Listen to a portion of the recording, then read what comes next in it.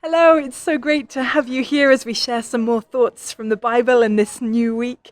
At the end of last week on Friday, if you were watching, we met a new character in the Old Testament who was a prophet of God called Elijah. We heard how he told the current king of Israel at the time, Ahab, that there would be no rain whatsoever until Elijah said the word. And so it was that there was no rain. Well, what happens next is absolutely spectacular. The drought is finally ended in this incredibly dramatic fashion. Elijah summoned the people of Israel and the prophets of Baal, and he explained that the true God was going to show himself by setting alight an offering on an altar with no intervention from the prophets whatsoever, not from him, not from the prophets of Baal. And so that's what happens. And the worshippers of Baal, they spend all day praying to their God and asking him to set this offering alight. They cut themselves and they call out to their God, and there is no response whatsoever. So Elijah finally takes over and orders his altar drenched in water 3 times until it's literally dripping and there's a trench of water full all around it. And then he calls on the name of the Lord, and fire falls from heaven and burns up the offering on his altar. After that, the rains come, and Elijah is given some kind of super speed and strength and is able to run alongside the chariot of Ahab as the storm gains ground and the rain gets heavier. It is an absolutely amazing story, and it's found in 1 Kings chapter 18. If you've not read it for a while, I suggest you go and read it again because there's some good stuff in there. It was a high. There is no denying that. For Elijah, that was a good moment.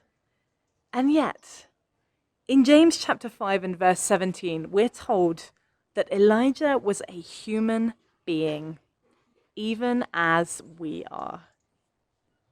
Elijah was a man. He wasn't some kind of deity. He wasn't God incarnate. He didn't have some kind of superpower. He didn't walk out of a Marvel film. He was an ordinary human man, just like us. So imagine, if you will, how it must have felt after seeing all of this. Can you just imagine the joy and the wonder and the awe at who God is? You must have been over the moon. You know, if you've ever seen God work in a really miraculous way, there's kind of this certain euphoria that comes with it, this feeling of seeing God working, of knowing that there is absolutely nothing that can limit him, that his power is beyond compare. It is incredible that he can never be contained. And Elijah must have been feeling all of this because he was a human man. And it's true. He had performed some quite incredible miracles, but nothing like this. He had just seen God move in a way that nobody had ever seen before. And yet, how quickly the low can come after that moment of high. Ahab the king spoke to his wife Jezebel and talked about this man Elijah and all that he had done, and Jezebel's response was to send Elijah a message to explain that she was going to kill him for what he had done. This man, the man who had seen no rainfall for years at his word, the man who had just seen fire fall from heaven, the man who had just somehow run in a storm, the wind swirling around him without tiring. This was the reaction of that man in 1 Kings chapter 19, verses 3 and 4. Elijah was afraid and fled for his life.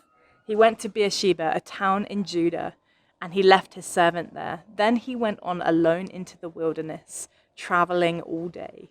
He sat down under a solitary broom tree and prayed that he might die. I have had enough, Lord.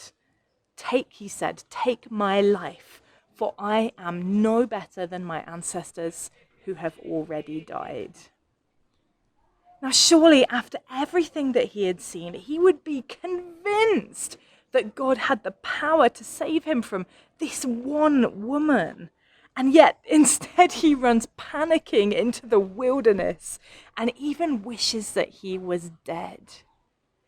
Falling off that mountaintop situation and back into the valley, it can leave us feeling utterly, utterly helpless. It can make us forget everything that we've seen, everything that we know to be true, leaving us at the mercy of our emotions, which are fickle things at best. There are always going to be highs and lows in our lives. That is just the way things go. And it is amazing how quickly they can follow each other, isn't it? Just when we think everything is going great, nothing can take me down from here, we get some piece of bad news that brings us crashing down to earth and wondering if God even cares about what is going on in our lives.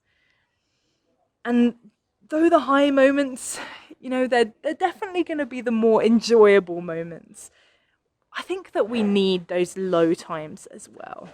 Because if all we experienced were the amazing, top of the world times, then we wouldn't have very much need for God to come into our desperation and work miracles and do incredible things for us. It's when we're perpetually at that high that we forget our reliance on God and we start to try and work everything in our own strength. And it's also through those low times that we find ourselves coming closer to God, drawing near to him, often through sheer desperation. After that wilderness moment, if you read on in that story, Elijah has this most amazing revelation of God. He sees a fire and an earthquake and a mighty wind, and then finally he hears a whisper, the voice of God speaking directly to him, reassuring him, telling him of his plans to build up other prophets and appoint a successor for Elijah. It was only after that really hard moment, that time where he felt utter desperation, that Elijah had this beautiful, beautiful encounter with God. The hardest moments in our lives are not going to be glamorous. They're not going to feel good. That's just how it is. But how we're feeling does not change God's faithfulness.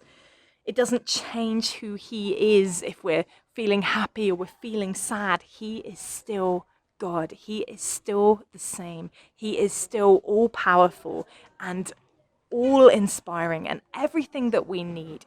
He is still God. And perhaps, just perhaps, it might be through this low time, through this hard time, through this valley, that God might be preparing you to hear something particularly special from him. Don't close yourself off to his voice because you're feeling low, because you don't feel like hearing from him. You may be about to experience something incredible, just as Elijah did. Thank you so much for joining me here again on this Monday morning.